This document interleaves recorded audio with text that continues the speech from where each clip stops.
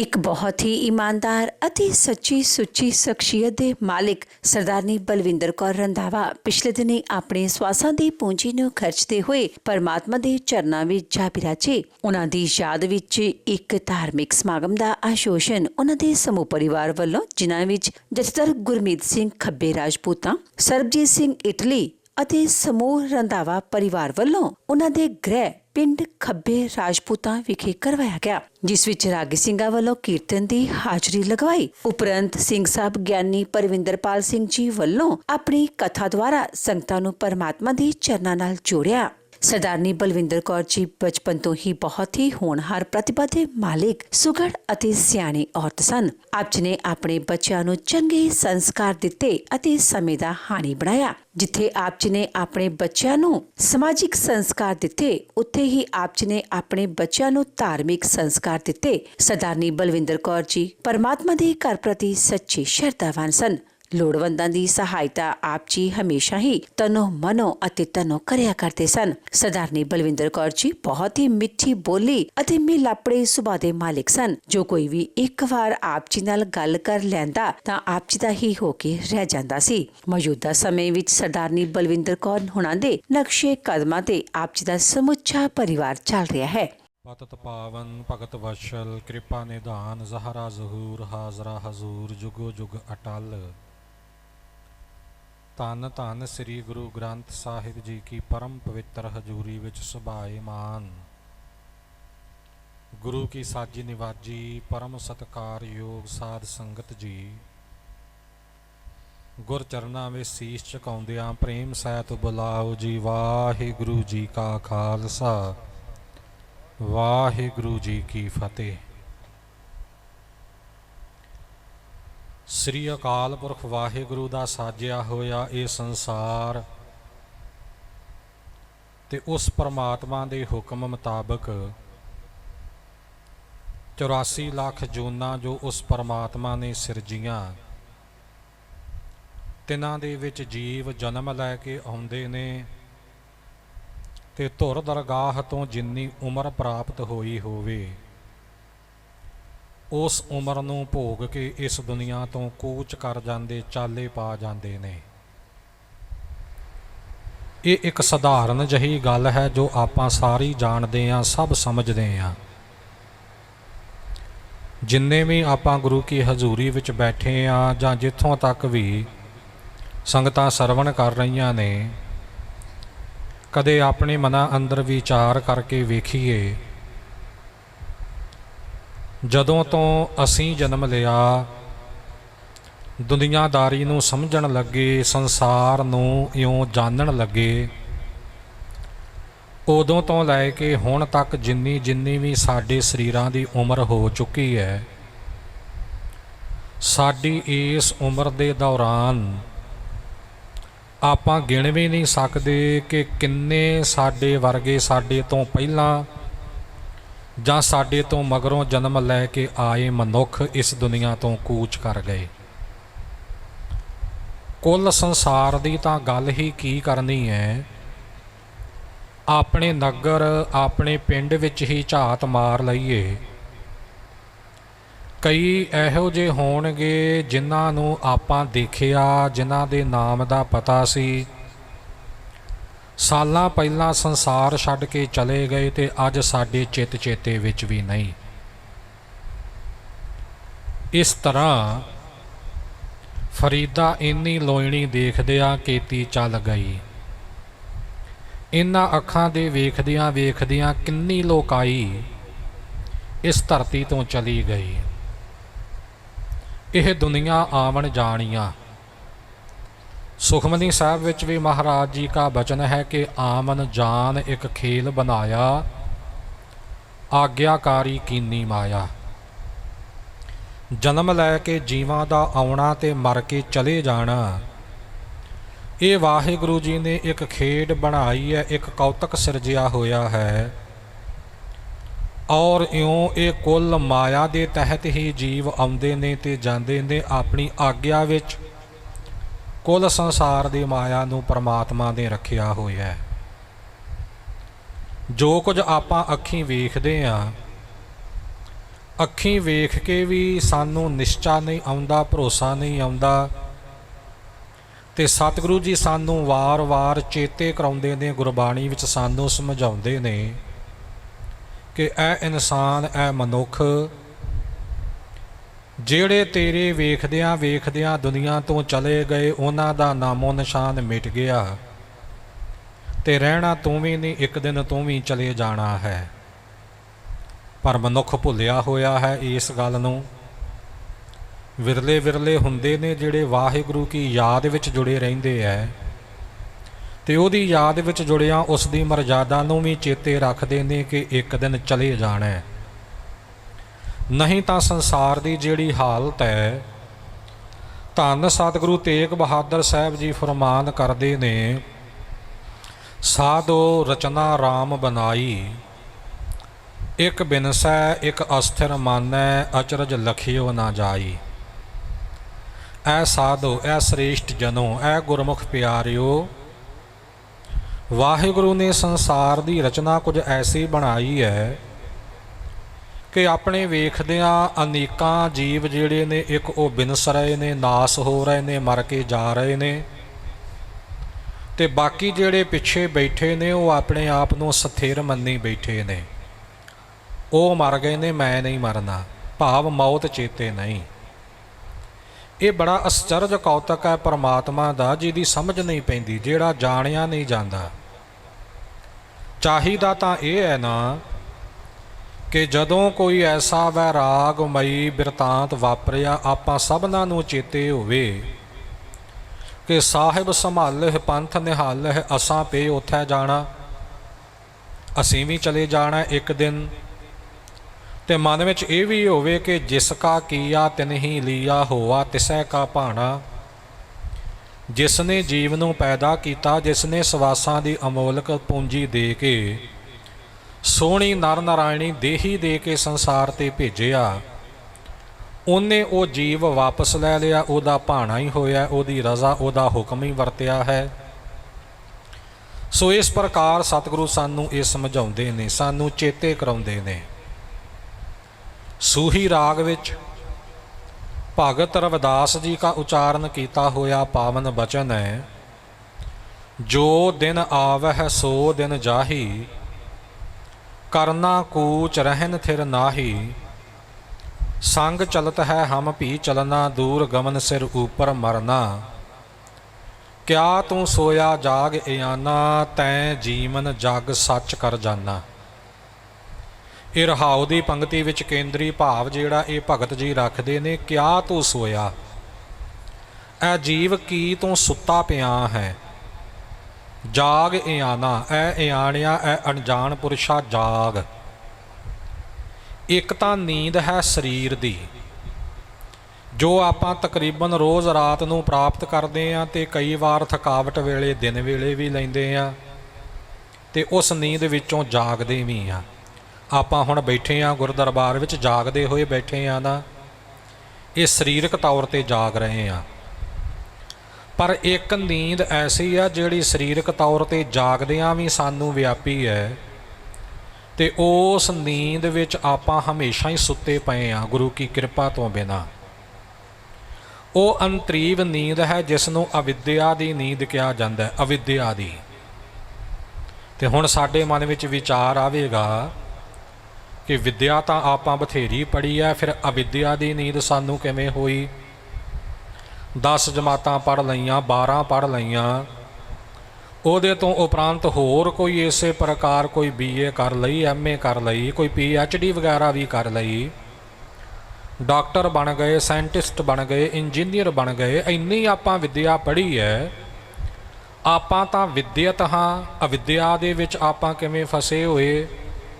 ਇਹ ਇੱਕ ਸਵਾਲ ਸਾਡੇ ਮਨਾਂ ਵਿੱਚ ਆ ਸਕਦਾ ਹੈ ਕਿ ਅਵਿਦਿਆ ਦੀ ਨੀਂਦ ਕਿਵੇਂ ਹੈ। ਪਰ ਸਾਧ ਸੰਗਤ ਜੀ, ਜੇ ਆਪਾਂ ਵਿਚਾਰੀਏ, ਆ ਦੁਨਿਆਵੀ ਪੜ੍ਹਾਈ ਜਿਹੜੀ ਹੈ ਇਹ ਭਾਵੇਂ ਬਹੁਤ ਪ੍ਰਚਲਿਤ ਹੈ, ਵਿਦਿਆ ਦਾ ਪਸਾਰਾ ਬਹੁਤ ਜ਼ਿਆਦਾ ਹੈ। ਮਨੁੱਖ ਦੀ ਕੋਸ਼ਿਸ਼ ਹੈ ਅੱਜ ਦੇ ਵਿਦਿਅਕ ਜ਼ਮਾਨੇ ਦੇ ਵਿੱਚ ਕਿ ਕਿਧਰੇ ਚੰਦਰਮਾ 'ਤੇ ਜੀਵਨ ਦੀਆਂ ਸੰਭਾਵਨਾਵਾਂ ਤਲਾਸ਼ੀਆਂ ਜਾਣ, ਕਿਧਰੇ ਮੰਗਲ ਗ੍ਰਹਿ ਤੇ ਦੁਨੀਆ ਵਸਾਉਣ ਦਾ ਕੋਈ ਸਬੱਬ ਬਣੇ, ਇੱਥੋਂ ਤੱਕ ਜਿਹੜੀ ਹੈ ਇਹ ਵਿਦਿਆ ਨੇ ਪਹੁੰਚ ਕਰਾ ਦਿੱਤੀ ਹੈ। ਪਰ ਜਿੰਨਾ ਮਨੁੱਖ ਨੇ ਬਾਹਰੀ ਤੌਰ ਤੇ ਵਿਦਿਆ ਨੂੰ ਗ੍ਰਹਿਣ ਕੀਤਾ ਹੈ, ਪ੍ਰਾਪਤ ਕੀਤਾ ਹੈ, ਉਹਨਾਂ ਮਨੁੱਖ ਆਪਣੇ ਅੰਦਰ ਵੱਲੋਂ ਅਵਿਦਿਅਕ ਹੈ। ਅੰਦਰ ਦਾ ਕੋਈ ਗਿਆਨ ਨਹੀਂ, ਕੋਈ ਵਿਦਿਆ ਨਹੀਂ, ਕੋਈ ਜਾਣਕਾਰੀ ਨਹੀਂ। ਆਪਾਂ ਕਹਾਂਗੇ ਜੀ ਅੱਜ ਕੱਲ੍ਹ ਮਸ਼ੀਨਾਂ ਰਾਹੀਂ ਕੱਲੀ ਕੱਲੀ ਨਾੜੀ ਵੇਖੀ ਜਾ ਸਕਦੀ ਆ। ਡਾਕਟਰਾਂ ਕੋਲੇ ਬੜੀ ਵੱਡੀ ਵਿਦਿਆ ਮਨੁੱਖ ਦੇ ਅੰਦਰ ਦੀ, ਕਿਹੜਾ ਅੰਗ ਕਿਵੇਂ ਕੰਮ ਕਰ ਰਿਹਾ, ਕਿਹੜੀ ਨਾੜੀ ਕਿੱਧਰ ਨੂੰ ਚੱਲ ਰਹੀ ਹੈ, ਕਿੱਧਰੋਂ ਖੂਨ ਦਾ ਸੰਚਾਰ ਹੋ ਰਿਹਾ ਹੈ। ਅੱਜ ਕੱਲ੍ਹ ਤਾਂ ਦਿਲ ਤੱਕ ਬਨੌਟੀ ਲਗਾਏ ਜਾ ਰਹੇ ਨੇ। ਐਕਸਰੇ ਮਸ਼ੀਨਾਂ ਰਾਹੀਂ, MR ਰਾਹੀਂ ਜਾਂ ਹੋਰ ਕੋਈ ਮਸ਼ੀਨਾਂ ਰਾਹੀਂ ਸਰੀਰ ਦਾ ਅੰਦਰਲਾ ਤਾਣਾ ਪੇਟਾ ਸਭ ਕੁਝ ਵੇਖਿਆ ਜਾ ਸਕਦਾ ਹੈ। ਇਹ ਅੰਦਰ ਦਾ ਗਿਆਨ, ਅੰਦਰ ਦੀ ਵਿਦਿਆ ਵੀ ਤਾਂ ਮਨੁੱਖ ਕੋਲ ਹੈ। ਹਾਂ ਹੈ, ਪਰ ਕਿੰਨੀਆਂ ਵੀ ਵਧੀਆ ਤੋਂ ਵਧੀਆ ਮਸ਼ੀਨਾਂ ਕਿਉਂ ਨਾ ਬਣ ਜਾਣ, ਭਾਵੇਂ ਕੋਈ ਕਲਰ ਡਾਪਲਰ ਹੋਵੇ, ਭਾਵੇਂ MRI ਹੋਵੇ, ਭਾਵੇਂ ਕੁਝ ਵੀ ਹੋ ਜਾਵੇ, ਇਹਨਾਂ ਤੋਂ ਵੀ ਉੱਪਰ ਦੀਆਂ ਚੀਜ਼ਾਂ ਆ ਜਾਣ, ਉਹ ਚੀਜ਼ਾਂ ਸਾਰੀਆਂ ਮਨੁੱਖ ਦੇ ਅੰਦਰ ਵੱਸਦੀ ਉਸ ਵਸਤੂ ਨੂੰ ਨਾ ਅਜੇ ਤੱਕ ਕਦੇ ਵੇਖ ਸਕੀਆਂ ਨੇ ਤੇ ਨਾ ਕਦੇ ਵੇਖ ਸਕਣਗੀਆਂ, ਜਿਸ ਵਸਤੂ ਦੇ ਹੁੰਦਿਆਂ ਹੋਇਆਂ ਸਾਡਾ ਇਹ ਸਰੀਰ ਜਿਉਂਦਾ ਜਾਗਦਾ ਹੈ, ਤੁਰਦਾ ਫਿਰਦਾ ਹੈ, ਵੇਖਦਾ ਹੈ, ਬੋਲਦਾ ਹੈ, ਸੁਣਦਾ ਹੈ, ਕੰਮਕਾਰ ਕਰਦਾ ਹੈ, ਤੇ ਜਿਸ ਦੇ ਸਰੀਰ ਵਿੱਚੋਂ ਨਿਕਲ ਕੇ ਚਲੇ ਜਾਣ ਦੇ ਨਾਲ ਇਹ ਸਰੀਰ ਮਿੱਟੀ ਦੀ ਢੇਰੀ ਹੋ ਜਾਂਦਾ ਹੈ। ਉਹੀ ਅੱਖਾਂ ਨੇ ਪਰ ਵੇਖਣ ਦੀ ਤਾਕਤ ਨਹੀਂ ਰਹੀ, ਉਹੀ ਕੰਨ ਨੇ ਪਰ ਹੁਣ ਬੋਲ ਸੁਣਾਈ ਕੋਈ ਨਹੀਂ ਦਿੰਦਾ, ਉਹੀ ਜ਼ੁਬਾਨ ਹੈ ਉਹ ਕੁਝ ਨਾ ਬੋਲਦੀ ਹੈ ਨਾ ਖਾਂਦੀ ਪੀਂਦੀ ਹੈ, ਉਹੀ ਹੱਥ ਨੇ ਹਿਲਦੇ ਨਹੀਂ, ਉਹੀ ਪੈਰ ਨੇ ਹੁਣ ਚੱਲਦੇ ਨਹੀਂ, ਤੁਰਦੇ ਨਹੀਂ। ਕੁਝ ਵਸਤੂ ਤਾਂ ਹੈ ਨਾ ਸਰੀਰ ਦੇ ਅੰਦਰ ਜਿਹੜੀ ਪਹਿਲਾਂ ਇਹਦੇ ਅੰਦਰ ਸੀ ਤੇ ਉਸ ਦੇ ਹੁੰਦਿਆਂ ਆਪਾਂ ਕਹਿੰਦੇ ਜਿਉਂਦਾ ਹੈ ਮਨੁੱਖ, ਆਪਾਂ ਸਾਰੇ ਜਿਉਂਦੇ ਆ, ਤੇ ਜਿਸ ਦੇ ਸਰੀਰ ਵਿੱਚੋਂ ਚਲੇ ਜਾਣ ਨਾਲ ਆਪਾਂ ਕਹਿੰਦੇ ਕਿ ਮਨੁੱਖ ਮ੍ਰਿਤਕ ਹੋ ਗਿਆ, ਮਰ ਗਿਆ, ਚਲਾਣਾ ਕਰ ਗਿਆ। ਉਹ ਜਿਹੜੀ ਵਸਤੂ ਹੈ ਉਹਨੂੰ ਇਹ ਦੂਰਬੀਨਾਂ, ਇਹ ਮਸ਼ੀਨਾਂ ਕਦੇ ਵੇਖ ਨਹੀਂ ਸਕਦੀਆਂ, ਤੇ ਮਹਾਰਾਜ ਉਹਨੂੰ ਸਾਡਾ ਅਸਲੀ ਸਰੂਪ ਆਖਦੇ ਨੇ। ਉਹਨੂੰ ਕਿਹਾ ਜਾਂਦਾ ਅਕਾਲ ਪੁਰਖ ਵਾਹਿਗੁਰੂ ਦੀ ਚੇਤਨ ਸੱਤਾ, ਜਿਸ ਨੂੰ ਜੀਵ ਕਲਾ ਵੀ ਕਹਿ ਦਿੱਤਾ ਜਾਂਦਾ ਹੈ, ਤੇ ਸਿੱਧੇ ਜਿਹੇ ਲਫ਼ਜ਼ਾਂ ਵਿੱਚ ਜਿਸ ਨੂੰ ਆਪਾਂ ਜੀਵ ਆਤਮਾ ਵੀ ਆਖ ਦਿੰਦੇ ਆ। ਉਹ ਜੀਵ ਆਤਮਾ ਸਥੂਲ ਰੂਪ ਵਿੱਚ ਨਹੀਂ, ਸਾਡਾ ਬਾਹਰੀ ਸਰੀਰ ਦਾ ਪਸਾਰਾ ਸਥੂਲ ਹੈ। ਸਾਡੇ ਅੰਦਰ ਜੋ ਕੁਝ ਵੀ ਤਾਣਾ ਬਾਣਾ ਹੈ, ਹੱਡੀਆਂ ਨੇ, ਵੱਡੇ ਹੱਡ ਨੇ, ਨਾੜੀਆਂ ਹਨ ਛੋਟੀਆਂ ਤੇ ਵੱਡੀਆਂ, ਬਰੀਕ ਬਰੀਕ ਧਮਣੀਆਂ ਹਨ, ਭਾਵੇਂ ਕਿੰਨੀਆਂ ਵੀ ਸੂਖਮ ਕਿਉਂ ਨਾ ਹੋਣ, ਪਰ ਨਜ਼ਰ ਆਉਣ ਵਾਲੀਆਂ ਨੇ ਮਸ਼ੀਨਾਂ ਦੇ ਦੁਆਰਾ ਵੇਖੀਆਂ ਜਾ ਸਕਦੀਆਂ।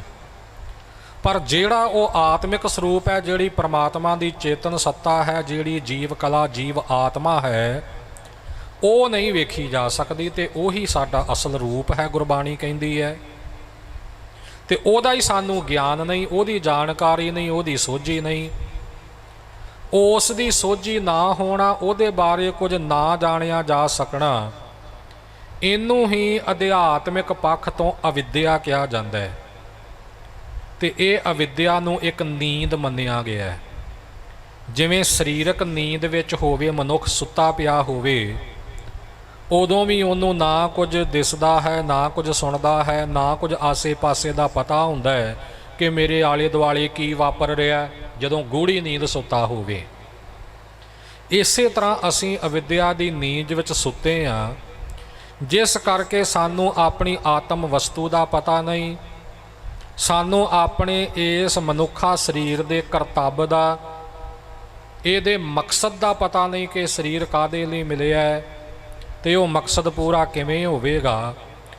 ਹਾਲਾਂਕਿ ਸਤਿਗੁਰੂ ਜੋ ਸਾਨੂੰ ਸਮਝਾਉਂਦੇ, ਆਪਾਂ ਰੋਜ਼ ਪੜ੍ਹਦੇ ਹਾਂ, ਰੋਜ਼ ਸੁਣਦੇ ਹਾਂ ਕਿ ਭਈ ਪ੍ਰਾਪਤ ਮਾਨੁਖ ਦੇਹੁਰੀਆ, ਗੋਬਿੰਦ ਮਿਲਣ ਕੀ ਇਹ ਤੇਰੀ ਬਰੀਆ। ਇਹ ਮਨੁੱਖਾ ਦੇਹੀ ਜੋ ਤੈਨੂੰ ਪ੍ਰਾਪਤ ਹੋਈ ਹੈ ਇਨਸਾਨ, ਇਹ ਅਕਾਲ ਪੁਰਖ ਵਾਹਿਗੁਰੂ ਨੂੰ ਮਿਲਣ ਦੀ ਵਾਰੀ ਮਿਲੀ ਹੈ। ਭਾਵ ਆਤਮਾ ਦਾ ਪਰਮਾਤਮਾ ਦੇ ਨਾਲ ਮਿਲਾਪ ਹਾਸਲ ਕਰਨ ਵਾਸਤੇ ਇਹ ਮਨੁੱਖਾ ਦੇਹੀ ਮਿਲੀ, ਇਹ ਸਰੀਰ ਮਿਲਿਆ। ਇਹ ਬਚਨੇ ਆਪਾਂ ਰੋਜ਼ ਸੁਣਦੇ ਹਾਂ ਪਰ ਕਦੇ ਵਿਚਾਰਦੇ ਨਹੀਂ। ਔਰ ਕਦੇ ਯਤਨ ਨਹੀਂ ਕੀਤਾ ਇਸ ਪਾਸੇ ਨੂੰ ਕਿ ਆਤਮ ਸਰੂਪ ਦੀ ਵਿਚਾਰ ਕਰੀਏ। ਬਾਹਰੀ ਵਿਦਿਆ ਤਾਂ ਸਾਡੇ ਪੱਲੇ ਬਥੇਰੀ ਹੈ, ਪਰ ਅੰਦਰ ਦੀ ਜਿਹੜੀ ਵਿਦਿਆ ਹੈ ਉਹਦੇ ਤੋਂ ਆਪਾਂ ਖਾਲੀ, ਉਹਦੇ ਤੋਂ ਹੀਣੇ। ਬਚਨ ਆਉਂਦਾ ਇੱਕ ਗੁਰਬਾਣੀ ਵਿੱਚ ਕਿ ਜੋ ਬ੍ਰਹਮੰਡੇ ਸੋਈ ਪਿੰਡੇ। ਜੋ ਬ੍ਰਹਮੰਡ ਵਿੱਚ ਨਜ਼ਰ ਆਉਂਦਾ ਹੈ ਉਹ ਸਭ ਕੁਝ ਸਰੀਰ ਦੇ ਅੰਦਰ ਵੀ ਹੈ। ਜਿਹੜਾ ਸਾਰਾ ਪਸਾਰਾ ਬਾਹਰ ਨਜ਼ਰੀ ਆ ਰਿਹਾ ਹੈ ਨਾ, ਉਹ ਪਸਾਰਾ ਸਰੀਰ ਦੇ ਅੰਦਰ ਵੀ ਹੈ। ਵੇਖ ਸਕਦੇ ਨੇ ਕੇਵਲ ਬ੍ਰਹਮ ਗਿਆਨੀ ਮਹਾਤਮਾ ਮਹਾਂਪੁਰਖ, ਸਾਨੂੰ ਨਹੀਂ ਕਿਸੇ ਨੂੰ ਵੀ ਨਜ਼ਰੀ ਆਉਂਦਾ। ਇਹ ਹੈ ਅਵਿਦਿਆ। ਤੇ ਮਹਾਰਾਜ ਕਹਿੰਦੇ ਕਿਆ ਤੂੰ ਸੋਇਆ ਭਾਈ, ਕੀ ਤੂੰ ਸੁੱਤਾ ਪਿਆ ਹੈ ਅਵਿਦਿਆ ਦੀ ਨੀਂਦ ਵਿੱਚ, ਸੁੱਤਾ ਪਿਆ ਹੈ ਮੋਹ ਮਾਇਆ ਦੀ ਨੀਂਦ ਵਿੱਚ। ਜਾਗ ਇਆਨਾ, ਐ ਅਣਜਾਣ ਪੁਰਸ਼ਾ ਜਾਗ ਉੱਠ, ਜਾਗਣ ਦਾ ਯਤਨ ਕਰ, ਗਿਆਨ ਦੀ ਪ੍ਰਾਪਤੀ ਵਾਸਤੇ ਪ੍ਰਯਤਨ ਕਰ। ਤੇ ਸੁੱਤਿਆਂ ਹੋਇਆਂ ਤੇਰੀ ਹਾਲਤ ਐਸੀ ਬਣੀ ਹੈ ਕਿ ਤੈਂ ਜੀਵਨ ਜਗ ਸੱਚ ਕਰ ਜਾਨਾ। ਜਗਤ ਵਿੱਚ ਆਪਣੀ ਜੀਵਨ ਨੂੰ ਤੂੰ ਸੱਚਾ ਕਰਕੇ ਜਾਣਿਆ, ਸੱਚਾ ਮੰਨੀ ਬੈਠਾ, ਪਰ ਅਸਲ ਵਿੱਚ ਇਹ ਸੱਚ ਨਹੀਂ। ਸਾਧ ਸੰਗਤ ਜੀ, ਕਈ ਵਾਰ ਅੱਖੀਂ ਵੇਖੀ ਹੋਈ ਘਟਨਾ ਵੀ ਸੱਚ ਨਹੀਂ ਹੁੰਦੀ, ਅੱਖੀਂ ਵੇਖਿਆ ਪਸਾਰਾ ਵੀ ਸੱਚ ਨਹੀਂ ਹੁੰਦਾ। ਸਤਿਗੁਰੂ ਤੇਗ ਬਹਾਦਰ ਜੀ ਕੇ ਪਾਵਨ ਬਚਨ। ਸੋ ਜਦੋਂ ਭੋਗ ਪਿਆ ਸ੍ਰੀ ਅਖੰਡ ਪਾਠ ਸਾਹਿਬ ਜੀ ਦਾ ਸੰਗਤਾਂ ਸਰਵਣ ਕੀਤੇ ਨੇ ਕਿ ਜਗ ਰਚਨਾ ਸਭ ਝੂਠ ਹੈ ਜਾਣ ਲੈ ਹੋ ਰੇ ਮੀਤ। ਜਗਤ ਦੀ ਸਾਰੀ ਰਚਨਾ ਜਿਹੜੀ ਝੂਠ ਹੈ ਮਿੱਤਰੋ, ਜਾਣ ਲਓ, ਚੰਗੀ ਤਰ੍ਹਾਂ ਸਮਝ ਲਓ ਇਸ ਗੱਲ ਨੂੰ। ਤੇ ਹੁਣ ਸਾਡੀ ਦੁਨਿਆਵੀ ਮੱਤ ਕਹੇਗੀ ਕਿ ਝੂਠ ਤਾਂ ਉਹ ਹੁੰਦਾ ਹੈ ਜਿਸ ਦੀ ਹੋਂਦ ਹੀ ਕੋਈ ਨਾ ਹੋਵੇ, ਐਵੇਂ ਗੱਲ ਬਣਾਈ ਹੋਵੇ। ਪਰ ਜਗਤ ਤਾਂ ਸਾਨੂੰ ਸਾਹਮਣੇ ਦਿਸ ਰਿਹਾ, ਨਜ਼ਰੀ ਆ ਰਿਹਾ, ਦਿਖਾਈ ਦੇ ਰਿਹਾ। ਜਿਹੜਾ ਸਭ ਕੁਝ ਸਾਹਮਣੇ ਪਿਆ ਦਿਸਦਾ ਹੈ, ਜਿਸ ਦੀ ਹੋਂਦ ਸਾਡੇ ਸਾਹਮਣੇ ਮੌਜੂਦ ਹੈ, ਉਹ ਝੂਠ ਕਿਵੇਂ ਹੋਇਆ? ਪਰ ਸਾਧ ਸੰਗਤ ਜੀ, ਅਧਿਆਤਮਕ ਪੱਖ ਸਾਨੂੰ ਇਹੀ ਦਿਸਦਾ ਕਿ ਜੋ ਦਿਸਦਾ ਹੈ ਅਸਲ ਵਿੱਚ ਹੈ ਨਹੀਂ। ਸਾਇੰਸ ਦੀਆਂ ਗੱਲਾਂ ਆਪਾਂ ਕਰਦੇ ਹਾਂ, ਚਲੋ ਮਾੜੀ ਮੋਟੀ ਸਾਇੰਸ ਆਪਾਂ ਪੜ੍ਹ ਲਈ, ਕੋਈ ਮੈਟ੍ਰਿਕ ਤੱਕ, ਕੋਈ ਇਹਦੇ ਤੋਂ ਅੱਗੇ +2 ਤੱਕ, ਜਾਂ ਇਹਦੇ ਤੋਂ ਅੱਗੇ ਸਾਇੰਸ ਦਾ ਸਬਜੈਕਟ ਲੈ ਕੇ ਹੋਰ ਖੋਜਾਂ ਕਰ ਲਈਆਂ। ਜੇ ਹੋਰ ਬਰੀਕੀ ਵਿੱਚ ਆ ਕੇ ਜਾ ਕੇ ਆਪਾਂ ਪੜ੍ਹੀਏ ਤਾਂ ਪੜ੍ਹਿਆ ਲਿਖਿਆ ਨੂੰ ਪਤਾ ਹੋਵੇਗਾ ਕਿ ਸਾਇੰਸ ਵਿੱਚ ਇੱਕ ਥਿਊਰੀ ਹੈ ਜਿਸ ਨੂੰ ਕਹਿੰਦੇ ਨੇ ਕੁਆਂਟਮ ਥਿਊਰੀ। ਬੜਾ ਲੰਮਾ ਚੌੜਾ ਉਹਦਾ ਬਿਰਤਾਂਤ ਹੈ, ਬੜਾ ਵਿਖਿਆਨ ਲੰਮਾ ਚੌੜਾ ਹੈ। ਉਹ ਸਾਇੰਸ ਦੀ ਕੁਆਂਟਮ ਥਿਊਰੀ ਨੂੰ ਜੇ ਪੜ੍ਹੀਏ ਨਾ ਤਾਂ ਉਹ ਇਹ ਗੱਲ ਸਿੱਧ ਕਰਦੀ ਹੈ ਕਿ ਜੋ ਦਿਸਦਾ ਹੈ ਅਸਲ ਵਿੱਚ ਉਹ ਹੈ ਨਹੀਂ, ਕੇਵਲ ਭਰਮ ਮਾਤਰ ਹੈ, ਕੇਵਲ ਦਿਖਾਵਾ ਮਾਤਰ ਹੈ। ਜੋ ਦਿਸਦਾ ਹੈ ਉਹ ਅਸਲ ਵਿੱਚ ਨਹੀਂ ਹੈ। ਇਹ ਕੁਆਂਟਮ ਥਿਊਰੀ ਅੱਜ ਸਿੱਧ ਕਰਦੀ ਪਈ ਹੈ। ਤੇ ਸਤਿਗੁਰੂ ਮਹਾਰਾਜ ਨੇ ਤਾਂ ਗੁਰਬਾਣੀ ਵਿੱਚ ਪਹਿਲਾਂ ਹੀ ਬਚਨ ਕਿਹਾ ਕਿ ਜੋ ਪਸਾਰਾ ਦਿਸਦਾ ਭਾਈ ਇਹ ਝੂਠ ਹੈ, ਇਹ ਨਾਸਵੰਤ ਹੈ। ਸੋ ਭਗਤ ਰਵਿਦਾਸ ਜੀ ਫਰਮਾਨ ਕਰਦੇ ਨੇ, ਤੈਂ ਜੀਵਨ ਜਗ ਸੱਚ ਕਰ ਜਾਨਾ। ਜੀਵਨ ਸੱਚ ਨਹੀਂ, ਪਰ ਤੂੰ ਇਸ ਜੀਵਨ ਨੂੰ ਸੱਚ ਕਰਕੇ ਮੰਨੀ ਬੈਠਾ। ਇਹ ਖਿਆਲ ਕਰ ਲੈ, ਇਹ ਜਾਗ ਇਸ ਗੱਲ ਨੂੰ ਸਮਝ ਕਿ ਜੋ ਦਿਨ ਆਵਹਿ ਸੋ ਦਿਨ ਜਾਹੀ। ਜਿਹੜਾ ਵੀ ਦਿਨ ਆਉਂਦਾ ਹੈ ਉਹ ਦਿਨ ਚਲਿਆ ਜਾਂਦਾ। ਲਓ ਜੀ, ਪੰਕਤੀ ਦਾ ਸਿੱਧਾ ਜਿਹਾ ਅਰਥ। ਪਰ ਇਹ ਅਰਥ ਇੱਥੇ ਮੁੱਕਦਾ ਨਹੀਂ, ਇੱਥੇ ਖਤਮ ਨਹੀਂ ਹੁੰਦਾ। ਇਹਦਾ ਭਾਵ ਕੀ ਹੈ? ਅਸਲੀ ਅਰਥ ਹੈ ਕਿ ਜੋ ਦਿਨ ਆਵਹਿ, ਜਿਹੜਾ ਵੀ ਦਿਨ ਆਉਂਦਾ ਹੈ ਉਹ ਦਿਨ ਜਦੋਂ ਬੀਤਦਾ ਖਤਮ ਹੁੰਦਾ ਤਾਂ ਸੋ ਦਿਨ ਜਾਹੀ। ਉਹ ਦਿਨ ਸਾਡੀ ਉਮਰ ਦੇ ਕੁੱਲ ਸਮੇਂ ਦੇ ਵਿੱਚੋਂ ਚਲਿਆ ਜਾਂਦਾ ਹੈ। ਇਸ ਪੰਕਤੀ ਨੂੰ ਸਮਝਣ ਲਈ ਭਗਤ ਕਬੀਰ ਜੀ ਕੀ ਪੰਕਤੀ ਦਾ ਸਹਾਰਾ ਲਈਏ ਕਿ ਦਿਨ ਤੇ ਪਹਿਰ, ਪਹਿਰ ਤੇ ਘਰੀਆਂ, ਆਵ ਘਟੈ ਤਨ ਸੀਜੈ। ਦਿਨ ਦਿਨ ਕਰਕੇ ਸਾਡੀ ਉਮਰ ਜਿਹੜੀ ਹੈ ਘਟਦੀ ਹੈ ਤੇ ਸਰੀਰ ਛਿਜਦਾ ਜਾਂਦਾ ਹੈ। ਇਸ ਉਪਰੰਤ ਆਨੰਦ ਸਾਹਿਬ ਜੀ ਦੀਆਂ 6 ਪੌੜੀਆਂ ਦਾ ਜਾਪ ਕਰਦੇ ਹੋਏ ਸਮੁੱਚੀ ਸੰਗਤ ਵੱਲੋਂ ਪਰਮਾਤਮਾ ਜੀ ਦੇ ਚਰਨਾਂ ਵਿੱਚ ਅਰਦਾਸ ਬੇਨਤੀ ਕੀਤੀ ਗਈ ਅਤੇ ਪਵਿੱਤਰ ਦਰਗਾਹੀ ਬਾਣੀ ਤੋਂ ਹੁਕਮਨਾਮਾ ਸਾਹਿਬ ਸਰਵਣ ਕੀਤਾ ਗਿਆ। ਸੋਰਠ ਮਹੱਲਾ ਨਾਵਾਂ। ਪ੍ਰੀਤਮ ਜਾਨ ਲੇਹੋ ਮਨ ਮਾਹੀ, ਆਪਣੇ ਸੁਖ ਸਿਓ ਹੀ ਜਗ ਫਾਂਦਿਓ। को काहू को नाही रहाओ। प्रीतम जान ले हो मन माही, अपने सुख स्यो ही जग फांदियो। को काहू को नाही रहाओ।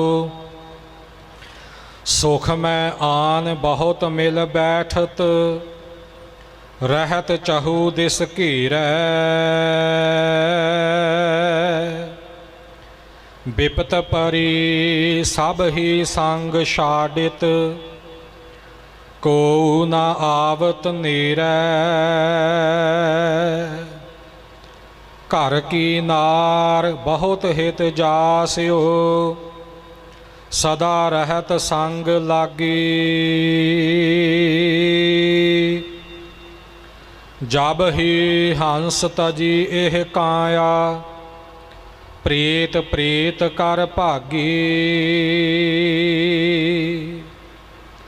एह बिद को ब्योहार बनियो है, जास्यो नेहो लगायो।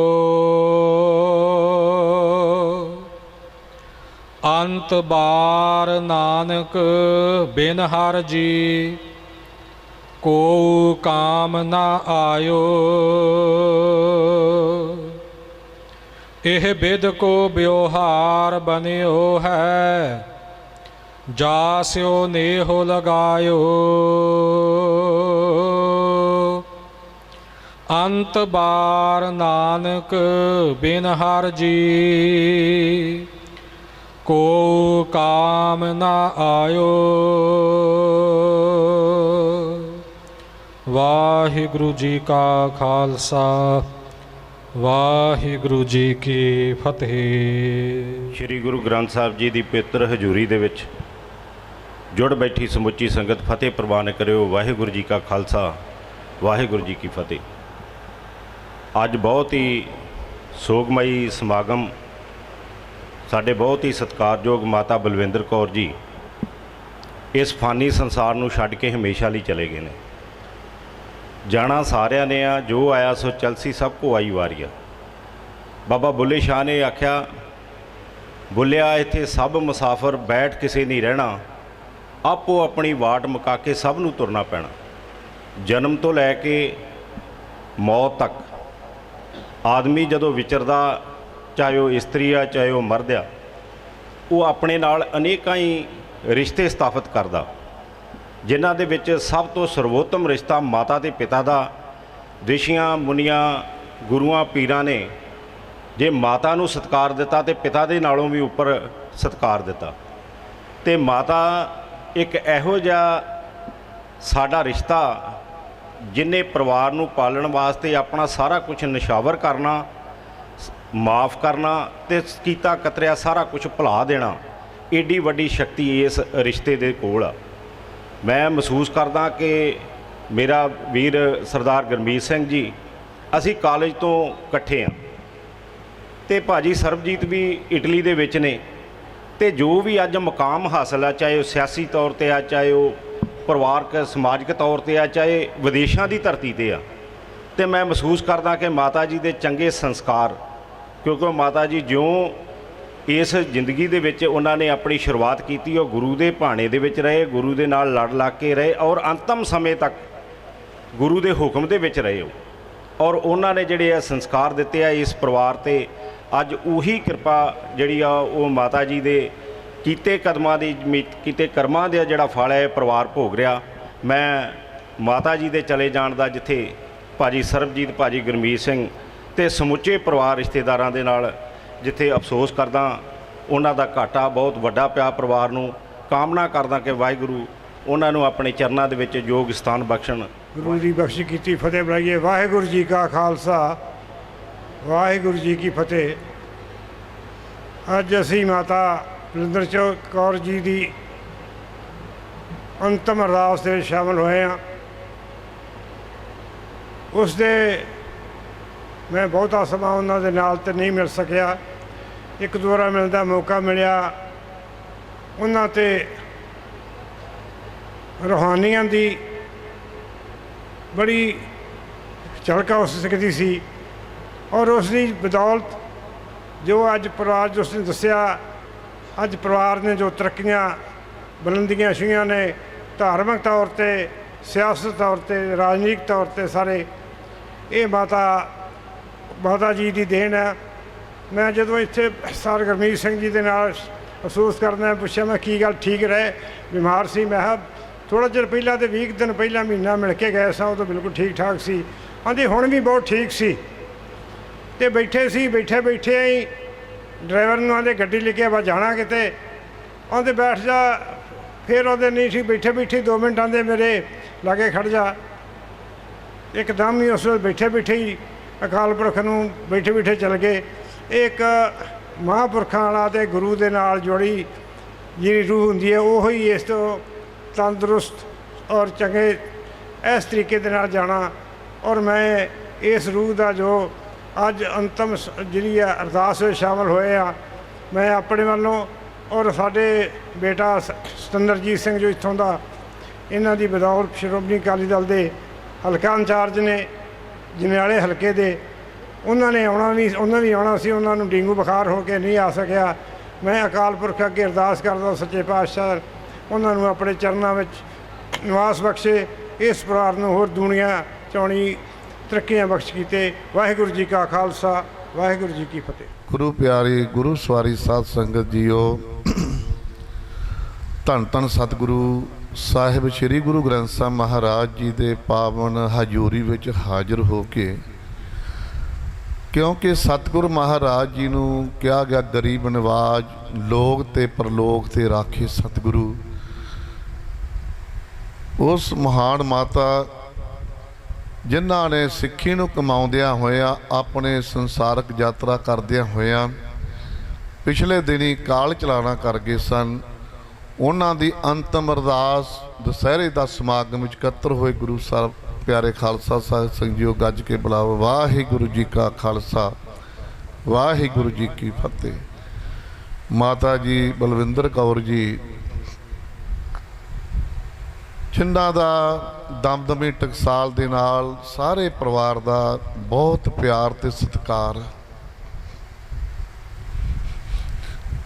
ਸੋ ਉਹਨਾਂ ਨੇ ਸਤਿਗੁਰੂ ਮਹਾਰਾਜ ਜੀ ਦੇ ਇਸ ਪਾਵਨ ਗੁਰਬਾਣੀ ਨੂੰ ਹਿਰਦੇ ਵਿੱਚ ਧਾਰਨ ਕੀਤਾ ਹੋਇਆ ਸੀ ਕਿ ਵਿੱਚ ਦੁਨੀਆ ਸੇਵਕ ਮਾਈਏ ਤਾਂ ਦਰਗਹਿ ਬੈਸਣ ਪਾਈਏ, ਦੇਹੋ ਸੱਜਣ ਅਸੀਸੜੀਆ ਜੋ ਹੋਵੇ ਸਾਹਿਬ ਸੋ ਮੇਲ। ਉਸ ਕਾਲ ਪੁਰਖ ਵਾਹਿਗੁਰੂ ਨਾਲ ਮਿਲੇ ਹੋਏ ਸਨ। ਦਮਦਮੀ ਟਕਸਾਲ ਦੇ ਨਾਲ ਸੱਚਖੰਡ ਵਾਸੀ ਮਹਾਂਪੁਰਖ ਜਦੋਂ ਸੰਤ ਗਿਆਨੀ ਕਰਤਾਰ ਸਿੰਘ ਜੀ ਖਾਲਸਾ ਭਿੰਡਰਾਂ ਵਾਲਿਆਂ ਨੇ ਗੁਰਦੁਆਰਾ ਸਾਹਿਬ, ਗੁਰਦੁਆਰਾ ਗੁਰਦਰਸ਼ਨ ਪ੍ਰਕਾਸ਼ ਦੀ ਸੇਵਾ ਕੀਤੀ, ਇਹ ਸਾਰੇ ਇਲਾਕੇ ਦੀਆਂ ਸੰਗਤਾਂ, ਸਾਰੇ ਮਾਈ ਭਾਈ, ਨੌਜਵਾਨ, ਬੱਚੇ ਬੱਚੀਆਂ, ਜਿਨ੍ਹਾਂ ਨੇ ਮਹਾਨ ਸੇਵਾਵਾਂ ਨਿਭਾਈਆਂ, ਗੁਰਦੁਆਰਾ ਗੁਰਦਰਸ਼ਨ ਪ੍ਰਕਾਸ਼ ਦੀ ਜਦੋਂ ਸੇਵਾ ਚੱਲਦੀ ਸੀ, ਮਾਤਾ ਜੀ ਉਦੋਂ ਵੀ ਉੱਥੇ ਸੇਵਾਵਾਂ ਨਿਭਾਉਂਦੇ ਰਹੇ। ਇਹ ਟਕਸਾਲੀ ਪਰਿਵਾਰ ਹੈ, ਪੁਰਾਣਾ ਪਰਿਵਾਰ ਹੈ। ਉਸ ਮਾਤਾ ਨੇ ਵਾਹਿਗੁਰੂ ਦਾ ਸਿਮਰਨ ਕਰਦਿਆਂ ਹੋਇਆਂ ਆਪਣਾ ਜੀਵਨ ਬਤੀਤ ਕੀਤਾ ਹੈ, ਕਿਉਂਕਿ ਸਿਆਣੇ ਕਹਿੰਦੇ ਹਨ ਉਮਰ ਸੋਈ ਵਿੱਚ ਲੇਖੇ ਦੇ, ਜੋ ਯਾਦ ਸਾਈਂ ਵਿੱਚ ਗੁਜ਼ਰੇ ਪੈਂਦੀ ਮੁਜਰੇ। ਉਹਨਾਂ ਨੇ ਇਹੋ ਜਿਹਾ ਜੀਵਨ ਨੂੰ ਧਾਰਨ ਕਰ ਲਿਆ, ਨਿਤਨੇਮ ਕਰਨਾ, ਵਾਹਿਗੁਰੂ ਦਾ ਸਿਮਰਨ ਕਰਨਾ, ਗੁਰਬਾਣੀ ਪੜ੍ਹਨੀ। ਇਸ ਰਸਤੇ ਆਪਾਂ ਨੂੰ ਵੀ ਜਾਣਾ ਪੈਣਾ। ਸਮੂਹ ਸਾਧ ਸੰਗਤ ਜੀ, ਸਤਿਕਾਰ ਨਾਲ ਫਤਿਹ ਅਰਜ ਕਰਦਾ। ਵਾਹਿਗੁਰੂ ਜੀ ਕਾ ਖਾਲਸਾ, ਵਾਹਿਗੁਰੂ ਜੀ ਕੀ ਫਤਿਹ। ਗੁਰਮੁਖ ਜਨਮ ਸਵਾਰ ਦਰਗੇ ਚੱਲਿਆ, ਸੱਚੀ ਦਰਗੇ ਜਾਏ, ਸੱਚਾ ਪਿੜ ਮੱਲਿਆ ਦੇ ਮਾਂ ਵਾਕਾਂ ਅਨੁਸਾਰ ਅੱਜ ਅਸੀਂ ਸਾਡੇ ਬਹੁਤ ਹੀ ਸਤਿਕਾਰਯੋਗ ਮਾਤਾ ਜੀ ਬਲਵਿੰਦਰ ਕੌਰ ਜੀ, ਜੋ ਪਿਛਲੇ ਦਿਨੀ ਗੁਰੂ ਚਰਨਾਂ ਵਿੱਚ ਜਾ ਬਰਾਜੇ ਸਨ, ਉਹਨਾਂ ਦੀ ਅੰਤਮ ਅਰਦਾਸ ਵਿੱਚ ਸ਼ਾਮਲ ਹੋਣ ਤੇ ਪਰਿਵਾਰ ਨਾਲ ਦੁੱਖ ਸਾਂਝਾ ਕਰਨ ਲਈ ਇਕੱਤਰ ਹੋਏ ਆ। ਮੇਰੇ ਤੋਂ ਪਹਿਲੋਂ ਵੱਖ-ਵੱਖ ਬੁਲਾਰਿਆਂ ਨੇ ਮਾਤਾ ਜੀ ਬਾਰੇ ਤੇ ਉਹਨਾਂ ਦੇ ਪਰਿਵਾਰ ਬਾਰੇ ਚਾਨਣਾ ਪਾਇਆ ਵਾ। ਮਾਤਾ ਦੀ ਜ਼ਿੰਦਗੀ ਬਾਰੇ ਝਾਤ ਮਾਰੀ ਜਾਵੇ ਤੇ ਉਹਨਾਂ ਦਾ ਜੀਵਨ ਇੱਕ ਸਮੁੰਦਰ ਦੀ ਤਰ੍ਹਾਂ ਵਿਸ਼ਾਲ ਰਿਹਾ ਵਾ। ਜਿਸ ਤਰ੍ਹਾਂ ਦੱਸਿਆ ਗਿਆ ਵਾ ਕਿ ਮਾਤਾ ਜੀ ਨੇ ਹੱਡ ਭੰਨਵੀਂ ਮਿਹਨਤ ਕਰਕੇ ਜਿਸ ਤਰ੍ਹਾਂ ਇਸ ਪਰਿਵਾਰ ਨੂੰ ਉੱਪਰ ਚੁੱਕਿਆ, ਉਹਦੇ ਵਿੱਚ ਕੋਈ ਸ਼ੱਕ ਨਹੀਂ। ਮਾਂ ਵਰਗਾ ਕਨਸ਼ਾਵਾਂ ਬੂਟਾ ਮੈਨੂੰ ਕਿਧਰੇ ਨਜ਼ਰ ਨਾ ਆਵੇ, ਜਿਸ ਕੋਲੋਂ ਲੈ ਕੇ ਛਾਂ ਆਧਾਰੀ ਰੱਬ ਨੇ ਸਵਰਗ ਬਣਾਏ। ਮਾਤਾ ਦਾ ਕੋਈ ਦੇ ਨਹੀਂ ਦੇ ਸਕਦਾ। ਮਾਤਾ ਇੱਕ ਸੂਰਜ ਵਾਂਗ ਹੁੰਦੀ ਆ। ਸੂਰਜ ਛਿਪ ਜਾਵੇ ਤੇ ਹਨੇਰਾ ਛਾ ਜਾਂਦਾ ਵਾ। ਇਸ ਪਰਿਵਾਰ 'ਤੇ ਵੀ ਇੱਕ ਵਾਰੀ ਹਨੇਰੇ ਦੇ ਬੱਦਲ ਛਾਏ ਨੇ। ਮਾਤਾ ਜੀ ਦੀ ਸਾਰੀ ਦੇਣ ਆ, ਕਿਉਂਕਿ ਅੱਜ ਸਾਰੇ ਸਿਆਸੀ ਪਾਰਟੀਆਂ ਦੇ ਮੇਰੇ ਪਤਵੰਤੇ ਸੱਜਣ ਤੇ ਧਾਰਮਿਕ ਤੌਰ 'ਤੇ ਸਾਰੀਆਂ ਜਥੇਬੰਦੀਆਂ ਇੱਥੇ ਹਾਜ਼ਰ ਨੇ। ਮਾਤਾ ਜੀ ਨੇ ਆਪਣੇ ਵੱਡੇ ਸਪੁੱਤਰ ਸਰਦਾਰ ਗੁਰਮੀਤ ਸਿੰਘ ਜੀ ਖੱਬੇ ਰਾਜਪੂਤਾਂ, ਜੋ ਕਿ ਸ਼੍ਰੋਮਣੀ ਅਕਾਲੀ ਦਲ ਦੇ ਸਰਕਲ ਪ੍ਰਧਾਨ ਨੇ, ਮਾਰਕੀਟ ਕਮੇਟੀ ਦੇ ਚੇਅਰਮੈਨ ਰਹੇ ਨੇ, ਜ਼ਿਲ੍ਹਾ ਪ੍ਰੀਸ਼ਦ ਦੇ ਮੈਂਬਰ ਰਹੇ ਨੇ। ਉਹਨਾਂ ਦੇ ਫਾਦਰ ਸਾਹਿਬ ਜਿਸ ਤਰ੍ਹਾਂ 10 ਸਾਲ ਸਰਪੰਚ ਰਹੇ ਨੇ, ਇਹ ਵੀ 10 ਸਾਲ ਸਰਪੰਚ ਰਹੇ ਨੇ। ਇਹ ਸਾਰੀ ਮਾਤਾ ਜੀ ਦੀ ਦਾਤ ਆ, ਕਿਉਂਕਿ ਜਦੋਂ ਖੱਬੇ ਰਾਜਪੂਤਾਂ ਦਾ ਨਾਂ ਆਉਂਦਾ ਵਾ ਉਦੋਂ ਸਰਦਾਰ ਗੁਰਮੀਤ ਸਿੰਘ ਦੀ ਗੱਲ ਆਉਂਦੀ ਆ। ਇਸ ਪਰਿਵਾਰ ਦੀ ਜਿਹੜੀ ਤੂਤੀ ਆ ਵਰਲਡ ਦੇ ਵਿੱਚ ਬੋਲਦੀ ਆ। ਬੇਦਾਗ ਪਰਿਵਾਰ ਆ। ਪਿਛਲੇ ਦਿਨੀ ਸਾਡੇ ਮਾਝੇ ਦੇ ਜਰਨੈਲ ਤੇ ਪੰਜਾਬ ਦੇ ਸਾਬਕਾ ਕੈਬਨਿਟ ਮੰਤਰੀ ਸਰਦਾਰ ਬਿਕਰਮ ਸਿੰਘ ਜੀ ਮਜੀਠੀਆ ਸਾਹਿਬ ਵੀ ਇੱਥੋਂ ਹੋ ਕੇ ਗਏ ਨੇ, ਹਿਰ ਕਰਕੇ ਗਏ ਨੇ। ਅੱਜ ਵੀ ਉਹਨਾਂ ਆਉਣਾ ਸੀ, ਪਰ ਕੁਝ ਸਮੇਂ ਨਾ ਟਾਲੇ ਜਾ ਸਕਣ ਕਾਰਨ ਕੁਝ ਐਸਾ ਰੁਝੇਵਾਂ ਬਣਿਆ, ਉਹ ਅੱਜ ਨਹੀਂ ਪਹੁੰਚ ਸਕੇ। ਮੈਂ ਆਪਣੇ ਵੱਲੋਂ, ਆਪਣੀ ਪਾਰਟੀ ਦੇ ਪ੍ਰਧਾਨ ਸਰਦਾਰ ਸੁਖਬੀਰ ਸਿੰਘ ਜੀ ਬਾਦਲ ਸਾਹਿਬ ਵੱਲੋਂ ਤੇ ਸਰਦਾਰ ਬਿਕਰਮ ਸਿੰਘ ਜੀ ਮਜੀਠੀਆ ਸਾਹਿਬ ਵੱਲੋਂ ਮਾਤਾ ਜੀ ਨੂੰ ਸ਼ਰਧਾ ਦੇ ਫੁੱਲ ਭੇਟ ਕਰਦਾ। ਸਰਦਾਰ ਸੰਦੀਪ ਸਿੰਘ ਜੀ ਏਆਰ ਸਾਹਿਬ ਲਾਗੇ ਹੋ ਜਾਣ।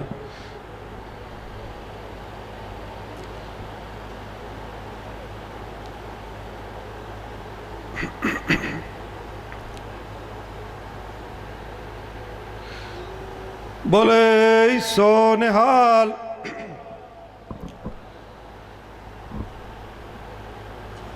ਬੋਲੇ ਸੋ ਨਿਹਾਲ।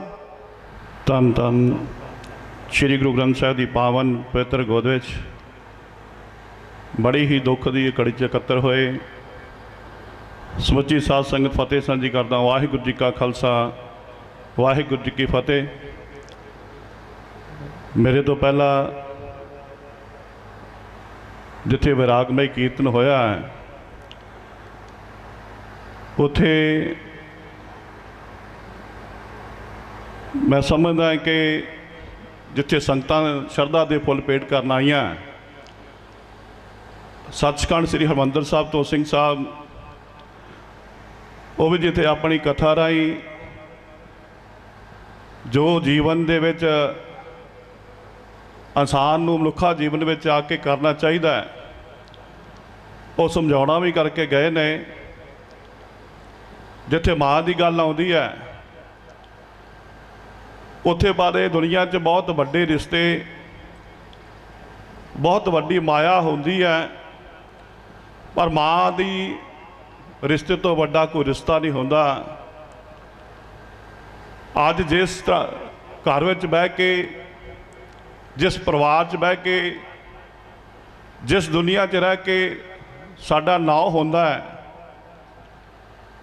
ਸਰਦਾਰ ਗੁਰਮੀਤ ਸਿੰਘ ਜੀ ਉਹਨਾਂ ਦੇ ਭਰਾਤਾ ਦਾ ਜੇ ਦੁਨੀਆ 'ਚ ਨਾਂ, ਤੇ ਉਸ ਮਾਂ ਦੀ ਬਦੌਲਤ, ਉਸ ਪਿਤਾ ਦੀ ਬਦੌਲਤ, ਜਿਨ੍ਹਾਂ ਨੇ ਇਸ ਪਰਿਵਾਰ ਨੂੰ, ਇਸ ਫੁਲਵਾੜੀ ਨੂੰ ਅੱਗੇ ਵਧਾਉਂਦਿਆਂ, ਸਖਤ ਮਿਹਨਤ ਕਰਦਿਆਂ ਹੋਇਆਂ ਇਹੋ ਜਿਹੇ ਸੰਸਕਾਰ ਦਿੱਤੇ ਕਿ ਅੱਜ ਇਸ ਪਰਿਵਾਰ ਦਾ ਦੁਨੀਆ 'ਚ ਨਾਂ ਹੈ, ਪਾਰਟੀ 'ਚ ਨਾਂ ਹੈ। ਬਾਈ ਨੇਮ ਸਰਦਾਰ ਸੁਖਬੀਰ ਸਿੰਘ ਬਾਦਲ ਸਾਹਿਬ ਇਸ ਪਰਿਵਾਰ ਤੋਂ ਜਾਣੋ, ਮਜੀਠੀਆ ਸਾਹਿਬ ਜਿਨ੍ਹਾਂ ਦਾ ਇਹ ਨਿੱਜੀ ਪਰਿਵਾਰ ਹੈ, ਉਹ ਵੀ ਥੋੜ੍ਹੇ ਦਿਨ ਪਹਿਲਾਂ ਹੋ ਕੇ ਗਏ। ਰੁਝੇਵਿਆਂ ਦੇ ਕਾਰਨ, ਜਿਵੇਂ ਪ੍ਰਧਾਨ ਜੀ ਨੇ ਦੱਸਿਆ, ਉਹ ਨਹੀਂ ਆ ਸਕੇ। ਉੱਥੇ ਸ਼੍ਰੋਮਣੀ ਅਕਾਲੀ ਦਲ ਦੇ ਵਿੱਚ ਸਾਡੇ 2 ਹਲਕਿਆਂ ਦੇ ਵਿੱਚ ਹੀ ADP ਨਰਾਪੁਰਾ ਜੰਡਿਆਲੇ 'ਚ, ਬਾਬਾ ਕਲਾ ਸਾਹਿਬ ਹਲਕੇ 'ਚ ਵੀ ਇਸ ਵੀਰ ਦਾ ਜੋ ਰਿਸਪੈਕਟ ਵਾ, ਜੋ ਨਾਂ ਆ, ਮੈਂ ਸਮਝਦਾ ਕਿ ਜੇ ਆ ਸਾਰੀ ਸੰਗਤ ਬੈਠੀ ਆ, ਜੇ ਕੋਈ ਅਸੀਂ MLA ਬਣੇ, ਸ਼੍ਰੋਮਣੀ ਗੁਰਦੁਆਰਾ ਪ੍ਰਬੰਧਕ ਕਮੇਟੀ ਦੇ ਮੈਂਬਰ ਬਣੇ, ਜਾਂ ਛੱਜੇਵੱਡੀ ਸਾਹਿਬ ਬੈਠੇ ਨੇ, ਰਾਜਨ ਜੀ ਬੈਠੇ ਨੇ, ਔਰ ਸਾਡਾ ਇਸ ਵੀਰ ਦੇ ਇੱਥੋਂ ਤੱਕ ਪਹੁੰਚਾਉਣ 'ਚ ਬਹੁਤ ਵੱਡਾ ਯੋਗਦਾਨ ਹੈ, ਜਿਨ੍ਹਾਂ ਦੀ ਬਦੌਲਤ ਆ ਸਾਰੇ ਸੰਘ ਪ੍ਰਧਾਨ ਸਾਹਿਬ ਬੈਠੇ ਨੇ, ਔਰ ਸਖਤ ਮਿਹਨਤ ਕਰਕੇ ਪਹਿਲਾਂ ਰੌਲਾ ਟਿਕਟਾਂ ਦਾ ਪੈਂਦਾ ਹੈ, ਫਿਰ ਮਿਹਨਤ ਕਰਨੀ ਪੈਂਦੀ ਹੈ। ਤੇ ਮੈਂ ਸਮਝਦਾ ਕਿ ਹਰ ਪੱਖ ਦੇ ਵਿੱਚ ਇਸ ਵੀਰ ਨੇ ਸਾਡਾ ਸਾਥ ਦਿੱਤਾ ਹੈ। ਤੋ ਜਿੱਥੇ ਉਹ ਸਮਾਨ ਦੀ ਗੱਲ ਆਉਂਦੀ ਹੈ, ਇਹ ਨਿਤੜਕ ਜਰਨੈਲ ਪੈਦਾ ਕੀਤਾ, ਤੇ ਜਿੱਥੇ ਖੜਨ ਦੀ ਲੋੜ ਪੈਂਦੀ ਹੈ, ਭਾਵੇਂ ਲੜਨਾ ਵੀ ਪਵੇ ਉੱਪਰ ਵਾਲਿਆਂ ਦਾ ਤਾਂ ਵੀ ਲੜ ਕੇ, ਜੇ ਪਿਆਰ ਕਰਨਾ ਹੋਵੇ ਤਾਂ ਵੀ ਪਿਆਰ ਕਰਕੇ ਇਹ ਵੀਰ ਖਲੋ ਕੇ ਮਸਲੇ ਹੱਲ ਕਰਾਉਂਦਾ ਹੈ। ਉੱਥੇ ਇਸ ਨਗਰ ਵਾਲਿਆਂ ਦਾ ਪਿਆਰ 20-25 ਸਾਲ ਇਸ ਨਗਰ ਦੀ ਸੇਵਾ ਕਰਨੀ, ਲਗਾਤਾਰ ਪਾਰਟੀ 'ਚ ਵੱਡੇ ਵੱਡੇ ਅਹੁਦੇ ਲੈਣੇ, ਇਹ ਮਾਂ ਦੀ ਬਦੌਲਤ ਹੈ। ਮਾਵਾਂ ਠੰਡੀਆਂ ਛਾਵਾਂ ਕੌਣ ਕਰੇ। ਅੱਜ ਭਾਵੇਂ ਦੁਨੀਆ ਤੇ ਜਿੰਨੀ ਮਰਜ਼ੀ ਰਿਸਪੈਕਟ ਆ ਭਾਵੇਂ, ਪਰ ਉਸ ਮਾਂ ਨੇ ਉਹ ਨਿੱਘ ਨਹੀਂ ਮਿਲਣਾ, ਉਹ ਪਿਆਰ ਨਹੀਂ ਮਿਲਣਾ। ਜਿਵੇਂ ਮਾਂ ਸਾਨੂੰ ਛੋਟਾ ਨਾਂ ਲੈ ਕੇ ਬੁਲਾ ਲੈਂਦੀ ਆ, ਇੱਜ਼ਤ ਬੜੀ ਹੋਊਗੀ, ਪਰ ਅੱਜ ਛੋਟਾ ਨਾਂ ਕਿਸੇ ਨੇ ਲੈਣਾ ਨਹੀਂ। ਮਾਂ, ਜਿਸ ਮਾਂ ਦਾ ਇਲਾਜ ਵੀ ਜਦੋਂ ਸਮਾਂ ਸੀ ਬਹੁਤ ਸਾਰੇ ਬਿਮਾਰ ਹੋ ਗਏ, ਤੇ ਉਦੋਂ ਹਸਪੀਟਲ 'ਚ ਵੀ ਰਹਿੰਦਿਆਂ ਗੁਰਮੀਤ ਸਿੰਘ ਨਾਲ ਗੱਲਾਂ ਹੁੰਦੀਆਂ ਸੀ ਕਿ ਮਾਤਾ ਦਾ ਕੀ ਹਾਲ ਆ, ਪਤਾ ਵੀ ਲੈਣ ਗਏ, ਇੱਥੇ ਵੀ ਆਏ, ਕਹਿੰਦੇ ਜੀ ਮੁਸ਼ਕਿਲ ਆ, ਬਹੁਤ ਮੰਦਾ ਹਾਲ ਹੈ। ਪਰ ਉਦੋਂ ਨੇ ਪ੍ਰਮਾਤਮਾ ਨੇ ਰੱਖ ਲਿਆ।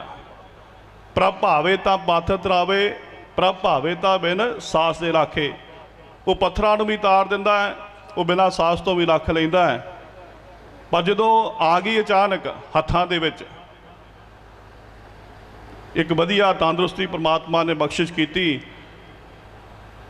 ਤੇ ਆਪ ਵੀਰ ਵਿਦੇਸ਼ ਸੀ, ਆਪਣੇ ਛੋਟੇ ਵੀਰ ਆਪਣੇ ਬੱਚਿਆਂ ਕੋ ਸਰਦਾਰ ਗੁਰਮੀਤ ਸਿੰਘ ਹੋਣੀ ਗਏ ਸੀ।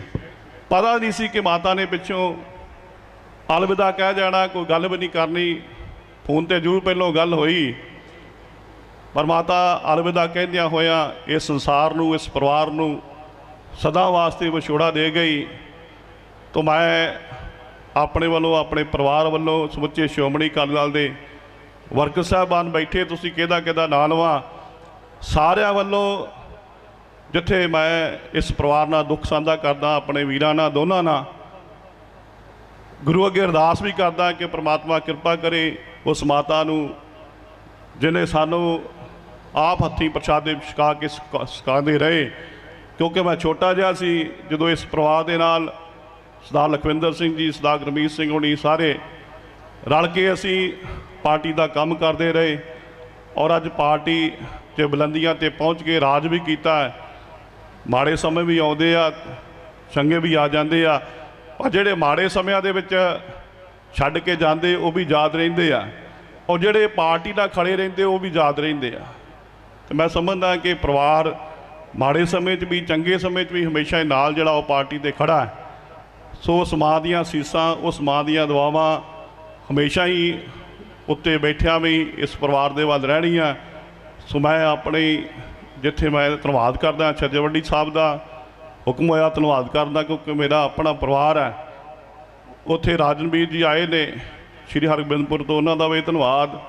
ਸਾਡੇ ਜ਼ਿਲ੍ਹਾ ਦਾ ਪ੍ਰਧਾਨ ਰਾਜਾ ਲਦੇ ਜੀ ਆਏ ਨੇ, ਉਹਨਾਂ ਦਾ ਵੀ ਧੰਨਵਾਦ, ਕਿਉਂਕਿ ਇਹ ਸਮੁੱਚਾ ਸ਼੍ਰੋਮਣੀ ਅਕਾਲੀ ਦਲ ਦਾ ਪ੍ਰਧਾਨ ਦਾ ਕੰਮ ਹੈ ਕਿ ਕਿਉਂਕਿ ਪਰਿਵਾਰ ਹੈ, ਜੇ ਪਰਿਵਾਰ ਦੇ ਵਿੱਚੋਂ ਕਿਤੇ ਕੰਡਾ ਵੱਜਦਾ ਜਾਂ ਪਰਿਵਾਰ 'ਚੋਂ ਜੀ ਚਲੇ ਜਾਂਦਾ ਹੈ, ਤੇ ਬਤੌਰ ਜ਼ਿਲ੍ਹਾ ਪ੍ਰਧਾਨ ਕਿਉਂਕਿ ਕਮਾਂਡ ਹੈ, ਨੁਮਾਇੰਦਗੀ ਦਿੱਤੀ ਆ ਪਾਰਟੀ ਨੇ, ਇੱਥੇ ਚੱਲ ਕੇ ਆਈ। ਇਹਨਾਂ ਦਾ ਵੀ ਬਹੁਤ ਬਹੁਤ ਧੰਨਵਾਦ। ਸੰਦੀਪ ਜੀ ਆਏ, ਉਹਨਾਂ ਦਾ ਵੀ ਧੰਨਵਾਦ। ਸਾਰੇ ਸਰਕਲ ਪ੍ਰਧਾਨ ਸਾਹਿਬ ਦਾ, ਸਿੰਘ ਸਾਹਿਬਾਨਾਂ ਦਾ ਬਹੁਤ ਦਿਲ ਦੀਆਂ ਗਹਿਰਾਈਆਂ ਦਾ ਧੰਨਵਾਦ। ਮੇਰੇ ਵੀਰਾਂ ਦਾ, ਬਜ਼ੁਰਗਾਂ ਦਾ, ਭੈਣਾਂ ਦਾ, ਮਾਤਾਵਾਂ ਦਾ, ਜਿਹੜੇ ਇਸ ਪਰਿਵਾਰ ਦੇ ਨਾਲ ਦੁੱਖ ਸਾਂਝਾ ਕਰਨ ਵਾਸਤੇ ਆਏ। ਅਖੀਰ ਤੇ ਸੰਬਲ ਸਾਹਾ ਲਿਖਿਆ, ਮਿਲ ਕਰ ਪਾਵੋ ਦੇਲ, ਦੇ ਸੱਜਣ ਅਸੀਸੜੀਆ ਜੋ ਹੋਵੇ ਸਾਹਿਬ ਸੋ ਮੇਲ। ਵਾਹਿਗੁਰੂ ਜੀ ਕਾ ਖਾਲਸਾ, ਵਾਹਿਗੁਰੂ ਜੀ ਕੀ ਫਤਿਹ।